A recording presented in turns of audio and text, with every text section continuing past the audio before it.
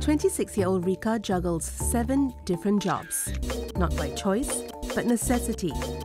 From makeup gigs and admin work to baking and tutoring, she's part of a generation working harder than ever, yet still chasing financial stability. She would like a full-time job. 4 years ago, Rika graduated with a degree in international relations.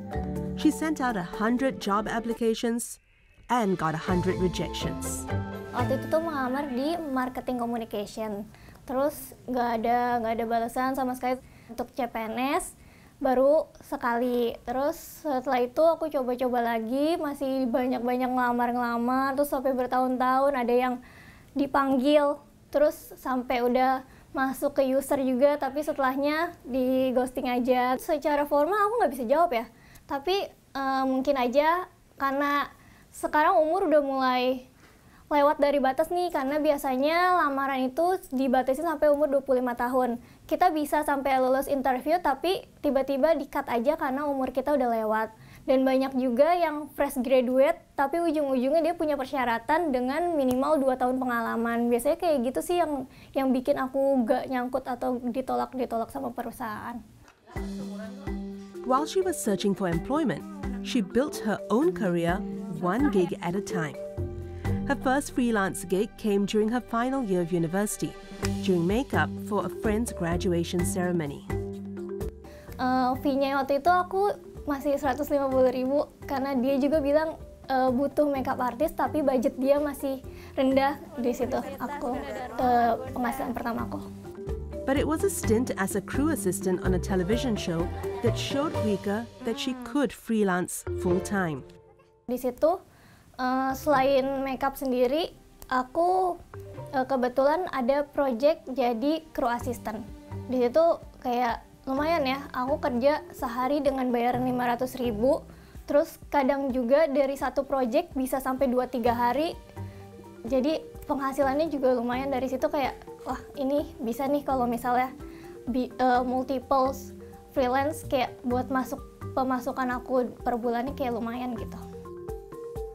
Her most steady paycheck is from administrative work at a private plantation company. Doing monthly reports for the firm earns her up to 500,000 rupiah for 1 to 5 days of work. Yang paling menguntungkan itu jadi staf administrasi.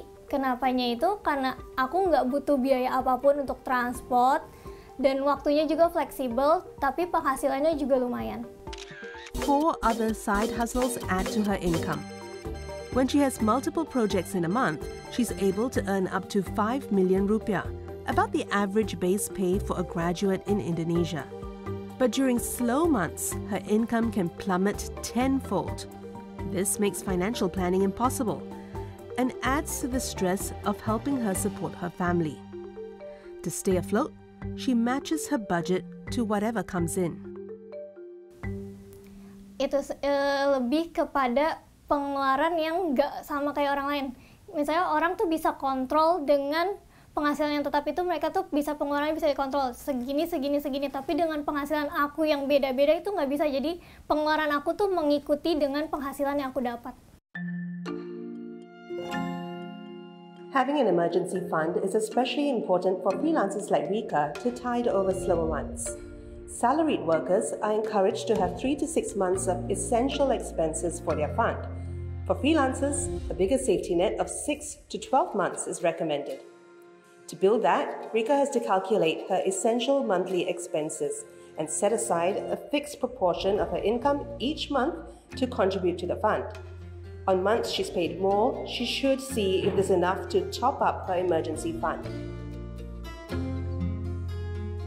Having multiple income streams helps to cushion the uncertainty. On low months, she can count on her admin job as one constant. She can also count on her baking business to bump up profits during the festive season. Still, that lack of stability is why Rika still is on the lookout for a full-time job. Dengan full-time job sendiri, penghasilan itu tetap, sehingga aku bakal ngerasa lebih safe. Dengan pengalaman jadi freelancer selama beberapa tahun ini, kadang aku tuh bener-bener worry banget sama penghasilan yang naik turun. Jadi dengan aku punya pekerjaan tetap, seenggaknya aku lebih safe karena penghasilan aku tetap tiap bulannya. She's not alone. Young people surveyed by MoneyMine have said they would prefer a full-time job. In Indonesia, the biggest preference is for a full-time job and side hustle, something that Rika agrees with. Mungkin nggak fully ditinggalin ya, kayak pekerjaan yang bisa aku kerjain di malam hari saat aku udah kerja full time selesai, aku bakal tetap kerjain. At the age of 26, Rika fears that her dream of a full-time job could be out of reach. Aku sendiri jadi freelance itu bukan first choice aku, dimana first choice aku itu untuk dapat pekerjaan tetap, tapi dengan keadaan yang kayak gini yang memungkinkan aku tuh harus cari kesempatan lain, harus cari-cari sendiri, jadi aku pilih buat jadi freelance. But she continues to apply for jobs nearly 4 years after graduating. She's applying to roles in communications and events, hoping to leverage on the experience she's gained from freelancing. She's also saving what she can for now, hoping that financial stability and peace of mind will come one day from a job she can count on.